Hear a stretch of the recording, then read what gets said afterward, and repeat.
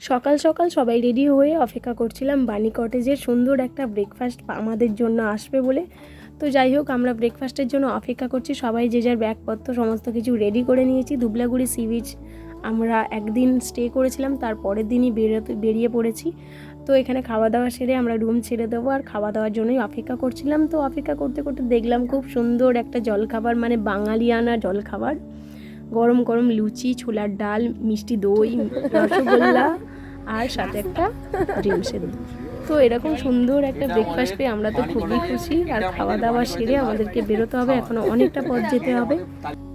তো তারই জন্য এখানে যাওয়ার পথে একটু ধুবলাগুড়ি, মানে ওই যে আই লাভ ধুবলাগুড়ি এরকম একটা লেখার জায়গায় আমরা সবাই ফটো তুলতে তো ভালোবাসি কম বেশি, আর তারই জন্য এখানে একটু ফটো শ্যুট করে সবাই রেডি হয়ে বেরিয়ে পড়েছিলাম, যেহেতু অনেকটা পথ যেতে হবে।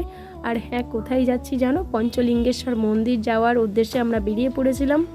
তো এখানে অনেকটা পথ আমাদেরকে ড্রাইভ করে যেতে হবে, আর যেতে যেতে দেখলাম খুব সুন্দর একটা ভিউ, অসাধারণ একটা ভিউ। শুধু মনে হচ্ছিল আর কতটা কাছে গেলে ওই পাহাড়টা আমি হাত দিয়ে ছুঁতে পাবো। তো যাই হোক, এখানে সবাই খুব সুন্দর এই রাস্তা আর এই পাহাড়ের ভিউটা নিতে নিতে যাচ্ছিলাম। তো সাথে আমাদের গোটা টিম ছিল, মানে আমরা টোটাল 7 জন ছিলাম বাচ্চাটাকে নিয়ে। ওনারাও সব পিছনেই আসছিল। তো দেখতে পাচ্ছ কত সুন্দর এরকম একটা ভিউ। তো এরকম ভিউ দেখতে দেখতে ফাইনালি আমরা একদম পঞ্চলিঙ্গেশ্বর মন্দিরের কাছাকাছি এসে গেছি। তো মন্দিরের কাছাকাছি এসে গিয়ে আমরা যে যার গাড়ি, ব্যাগপত্র সমস্ত কিছু রেখে দিয়েছিলাম। রেখে দেওয়ার পরে আমরা হাঁটতে শুরু করেছিলাম, যেহেতু অনেকটা পথ আমাদের হাঁটতে হবে আর হাতে একদম সময় ছিল না। তো এখানে সবাই তাড়াহুড়ো করে হাঁটতে শুরু করলাম। যাওয়ার পথে দেখলাম কত দোকান, শুধু মনে মনে ভাবছি যে এখান থেকে যদি একটা কিনে দিত, ওখান থেকে যদি একটা কিনে দিত। তো যাই হোক, ফেরার পথে কিনেছিলাম। তারপরে যাওয়ার পথে এখানে আমরা অপেক্ষা করেছি একটু কিছুক্ষণ, কারণ আমরা চা খেয়েছি। একটু চা খেয়ে এনার্জি নিয়ে আবার হাঁটতে শুরু করে দিয়েছি। তবে হ্যাঁ, মন্দিরে আমাদের সিঁড়ি অনেকগুলো ভেঙে উঠতে হবে, আর আমরা ফাইনালি মন্দিরের একদম সামনে চলে এসেছি। এবার শুরু হবে আমাদের সিঁড়ি ভেঙে মন্দিরে ওঠা। তো যাওয়ার পথে আমাদেরকে ওখানে টিকিট কাটতে হয়েছিল 5 টাকা করে। তো ওয়েলকাম টু পঞ্চলিঙ্গেশ্বর মন্দির। এখন আমরা 250টা সিঁড়ি পার করে উপরে উঠছি। চলো দেখা যাক কেমন লাগে। আর যাওয়ার পথে আমাদের মানে ছোট্ট বুড়িটা তন্ময়দার পিঠে উঠে গিয়েছিলো, কারণ ও এতটা সিঁড়ি ভাঙতে পারবে না, যেহেতু বাচ্চা।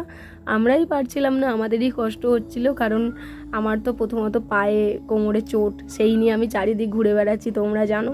তো যাই হোক, এখানে উঠতে উঠতে ফাইনালি আমরা মন্দিরের কাছাকাছি চলে এসেছি। তো মন্দিরের কাছাকাছি এসে দেখি উপরে সুন্দর একটা ভিউ, কত উঁচুতে আমরা রয়েছি তাহলে ভাবতে পারছো। তো এখানে কত লাইন, মানুষজন সবাই পুজো দেবে বলে লাইন দিয়ে আছে। আর আমরা উপরটা দেখলাম যে খুব সুন্দর একটা জায়গা।